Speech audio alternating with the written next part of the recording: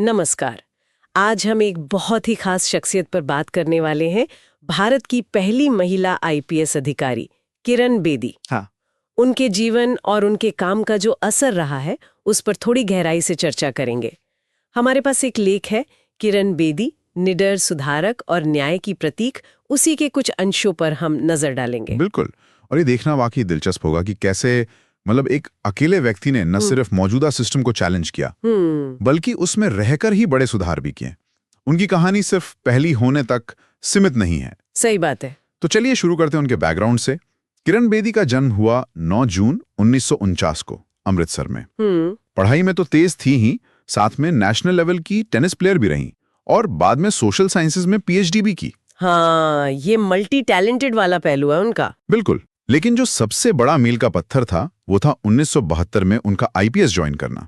भारतीय पुलिस सेवा में पहली महिला। सोचिए जरा, 70 का दशक, उस जमाने में एक महिला का आईपीएस में आना, यह अपने आप में ही एक क्रांति जैसा था। हाँ, उस माहौल में तो बिल्कुल। इसने दरवाजे खोले, आने वाली कई पीढ़ियों के लिए एक रास्ता बनाया। और उनका जो निडर स्वभाव था वो करियर की शुरुआत से ही दिखने लगा था।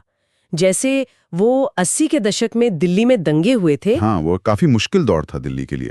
उस वक्त वो वेस्ट दिल्ली की डीसीपी थी और कहा जाता है कि कई बार वो अकेली, कभी-कभी तो सिविल ड्रेस में ही सेंसिटिव इलाकों में चली जाती थीं। अरे! और सिर्फ अपनी हिम्मत और बातचीत से हिंसक भीड़ को काबू करती थीं। ये उनकी लीडरशिप स्टाइल दिखाता है। सिर्फ डंडे का जोर नहीं, बल्कि पर्सनल इन्वॉल्वमेंट, बातचीत। हालांकि ये रिस्की तो बहुत रहा होगा अकेले जाना, पर यह उनके साहस का प्रमाण जरूर है। और फिर वो किस्सा जिससे उन्हें क्रेन बेदी नाम मिला। हाँ, वो तो बहुत फेमस है। 1982 के एशियन गेम्स के टाइम की बात है। ट्रैफिक इंचार्ज थी और उन्होंने नियम तोड़ने वाली गाड़ियों को क्रेन से उठवा दिया। और उसमें कथित तौर पर प्रधानमंत्री ऑफिस की गाड़ी भी शामिल थी। बिल्कुल। ये सिर्फ ट्रैफिक रूल लागू करना नहीं था, ये असल में जो वीआईपी कल्चर है ना हमारे यहाँ। हाँ, कि कुछ लोग कानून से ऊपर हैं। बिल्कुल। उस पर एक सीधा हमला था, और वो भी पब्लिक के सामने। जाहिर है राजनीतिक दबाव तो आया ही होगा।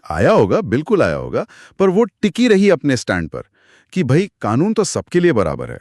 ये बात उनके कैरेक्टर की मजबूती दिखाती है। शायद उनके करियर का जो सबसे ज्यादा ट्रांसफॉर्मेटिव फेज माना जाता है वो 1993 में शुरू हुआ, जब उन्हें तिहाड़ जेल का इंस्पेक्टर जनरल बनाया गया। हाँ, तिहाड़ उस वक्त तो भारत की सबसे बदनाम जेलों में से एक। बहुत बुरी हालत थी कहते हैं। बेहद ओवरक्राउडेड, हिंसा, नाउमीदी।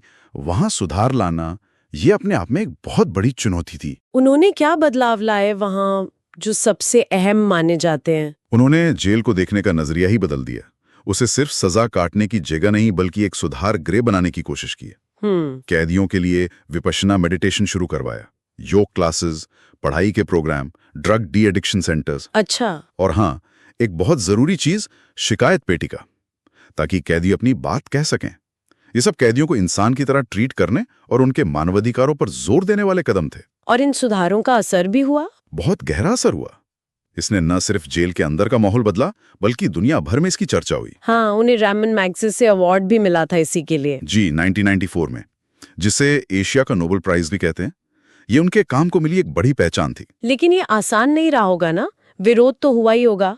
जाहिर है, सिस्टम के अंदर से, स्टाफ से, शायद कुछ कैदियों से भी बदलाव का विरोध तो होता ही है। हाँ, अपने अनुभव और सोच को बांटा उन्होंने। सोशल वर्क में लगी रही और फिर 2016 से 2021 तक पुडुचेरी की लेफ्टिनेंट गवर्नर भी रही। उनकी विरासत सिर्फ उनके पदों या अवार्ड्स में नहीं है, बल्कि इस सोच में है कि एक अकेला इंसान भी अगर ईमानदार हो और उसमें हिम्मत हो, तो वो बड़ी से बड़ी व्यवस्था में भी पॉजिटिव बदलाव ला सकता है। हाँ, ये व्यक्तिगत नैतिकता और संस्थागत सुधार के बीच का जो रिश्ता है, उसे ये कहानी बहुत अच्छे से दिखाती है। बिल्कुल। तो इस पूरी चर्चा से जो एक मुख्य बात निकल कर आ रही है वो यही है कि किरण बेदी की कहानी ये साबित करती है कि हिम्मत, कुछ नया करने का जज्बा और कानून को सबके लिए बराबर मानने की सोच, हाँ, ये सब मिलकर पुरानी सोच और टूटी हुई व्यवस्था को भी चुनौती दे सकते हैं, बदल सकते हैं। बदलाव के लिए सिर्फ एक व्यक्ति की इच्छा शक्ति ही काफी होती है। अच्छा पॉइंट है। या फिर सिस्टम के अंदर से भी थोड़ा सपोर्ट, थोड़ा अनुकूल माहौल मिलना जरूरी है। राइट। उनकी सफलता में इन बाहरी फैक्टर्स का कितना रोल रहा होगा, ये भी सोचने वाली बात है। बिल्कुल। और इसी सवाल के साथ हम आज की ये बातचीत यहीं खत्म करते हैं। सोचने के लिए एक विचार छोड़ जाते हैं कि किरण बेदी की कहानी, उनका काम करने का तरीका आज के समय में कितना प्रासंगिक है। क्या आज की जो जटिल सामाजिक और प्रशासनिक व्यवस्थाएं हैं, उनमें एक व्यक्ति का नैतिक साहस और सुधारवादी नजरिया वाकई उतना ही असरदार हो सकता है?